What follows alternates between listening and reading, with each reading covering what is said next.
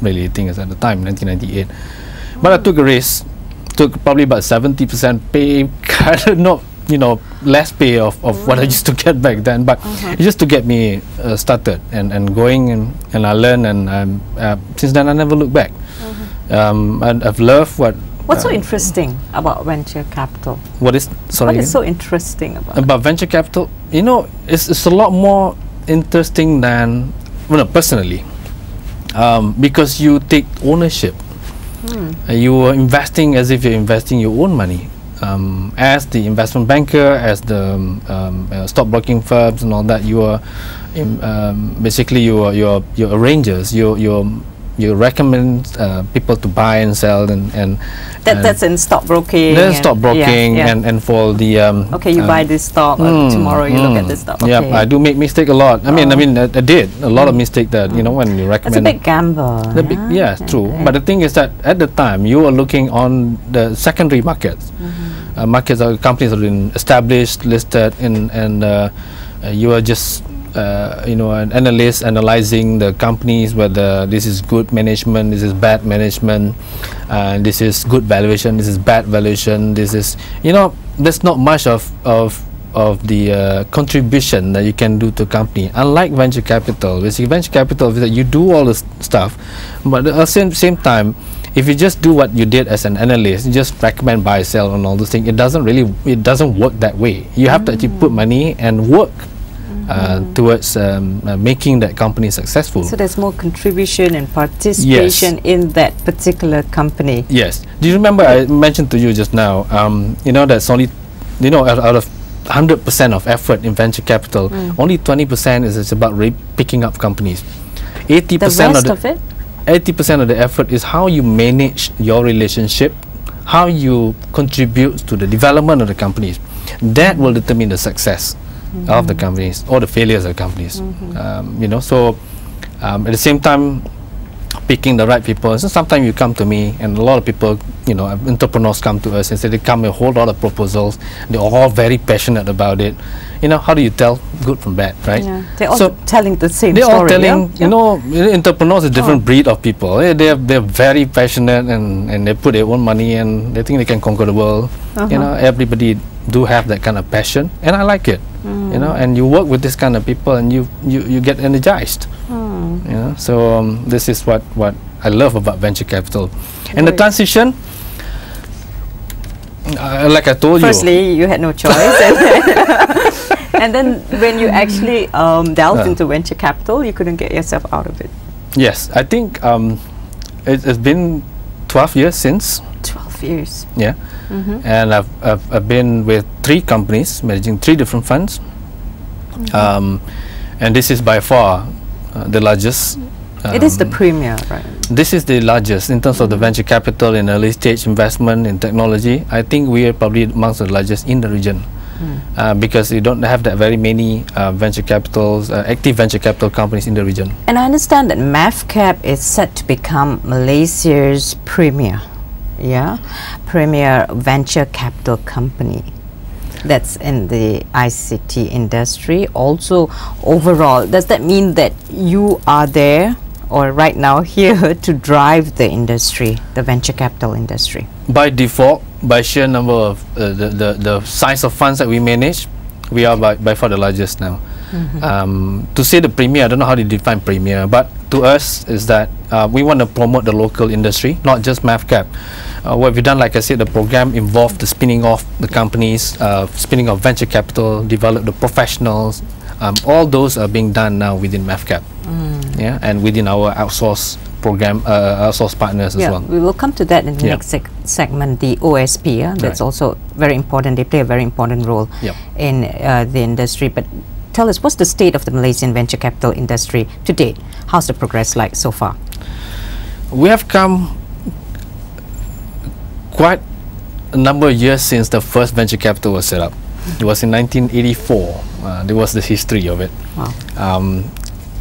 Until today, I think the reliance of the government fund is still too much. There's still a big challenge to bring in the private investors, institutional reliance on the government fund. The government fund, yes. Because I think if you look at the 2 years ago, the Boston Consulting Group made that a remark in the one of the reports conducted for the Ministry of Science and Technology. Have said that the Malaysian venture capital industry, approximately about 80% of the fund is actually contributed by the government.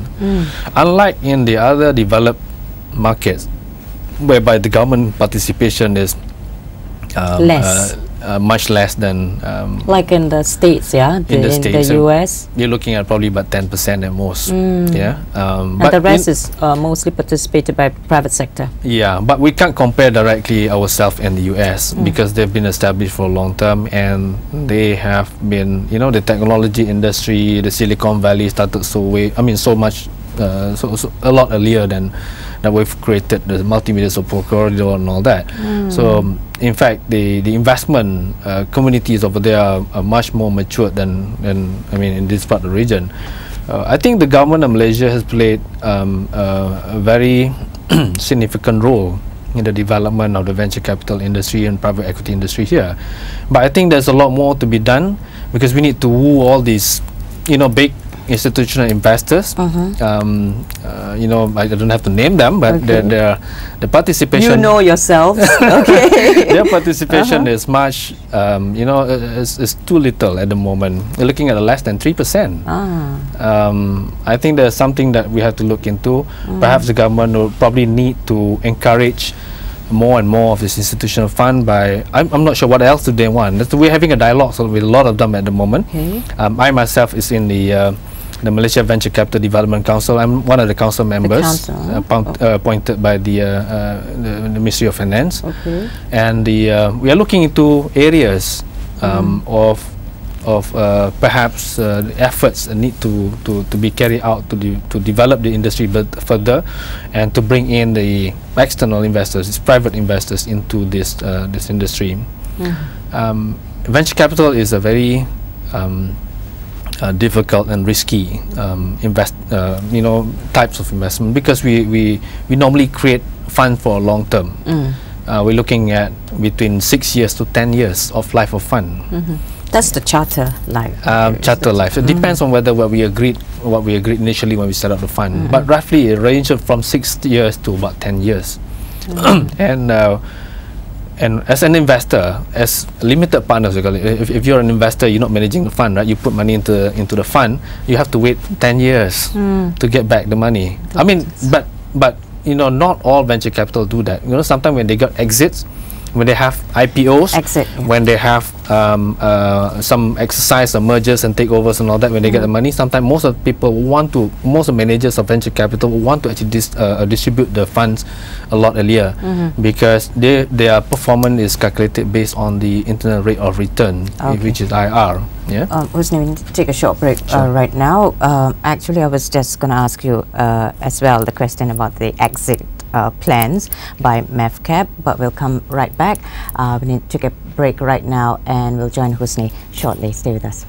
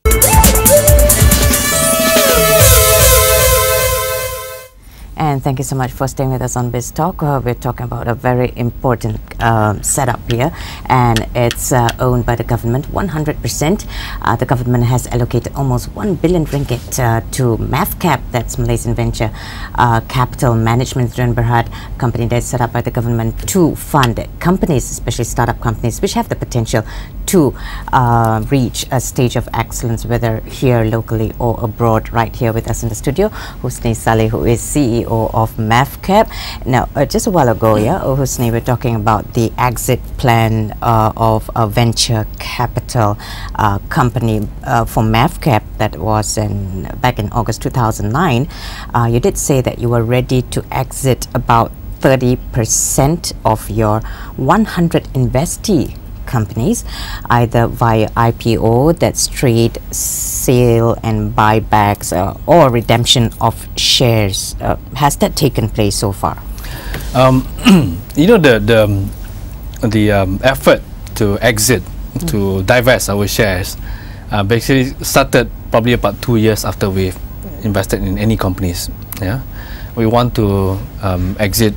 That because the exit, if you can't find exits, then you're not going to get your return. So we have to work on exit as much as we work on building that business itself. Yeah, for venture capital, we have a life of fund where we need to make sure that at the end of the life of the fund, because the fund got to be liquidated in most venture capital funds, and we need to have the exit. We need to clear the accounts. We need to return all the money back to the government. Yes. Now, in the last, since I took over MAVCAP two plus years ago, 2007. 2007. Yeah. I have been focusing a lot on restructuring of the internal operation of MAVCAP, as well as developing the exit plans for the companies. But unfortunately, during the time we had a financial crisis, and a lot of companies have been affected. Good companies, some of them have lost their contract. Some of them got contract deferred. Some of them orders from the other markets been cut back. And performance then affected quite a bit. Especially in the first half of 2009. We were developing exit plans for the companies. We have got 3 or 4 IPO plans at the time, but many of them got deferred. And unfortunately, we have to continue to rebalance and realign. Some of them we have to inject a new life of investment, because otherwise the company will not be able to even grow further from there on. So a lot of restructuring and revamp and review of the existing business got to be done. But we are still, that sort of hampers a bit about our exit plans. But I'm very hopeful that the market will stabilize. I'm very hopeful, although there's some threat still in the global financial market that is not really totally over yet at the moment. But we've seen not totally over, not totally over, Okay. But we still we have seen a pickup, a sort of drastic pickup in the demand for especially the technology products. I was made to understand that the number of manufacturing semiconductor companies in Penang have received a bulk of orders. They're now running at full capacities. I think it's a good sign moving forward. But I'm very hopeful that there's no other disasters that's going to come, hamper our exit plan. Hopefully not for the next 10 years. And I am because I'm pressuring my guys too, because we have a commitment to pay the government back the money. So I think a lot of times now. How much more do you need to pay back the government? I think that by next year, I'm looking at, based on the contract that we have with the government, we have about 300 million to pay back the government. And of course the effort is also being made now, trying to also have a dialogue with the government and see, because the last couple of years has been very difficult for us, and then because of the fact that the financial crisis and stuff like that. So we'll see. I can't make promise and anything like that, but obligation is an obligation. And I'm sure the finance minister is a very understanding person. Yes, I think I believe so. Okay, now moving on to your other programs, which is also beneficial to MAVCAP. I was told it's your outsourced partners program. Would you like to tell us more, and how much money has been allocated to these partners in order for them to invest in companies that are viable? Yeah. We have allocated about 300 million of our funds to develop the venture capital industry, which means that we've done outsource program 1 and 2. Outsource program 1 started in 2001 and it expires in 2011. and expires in 2010, end of this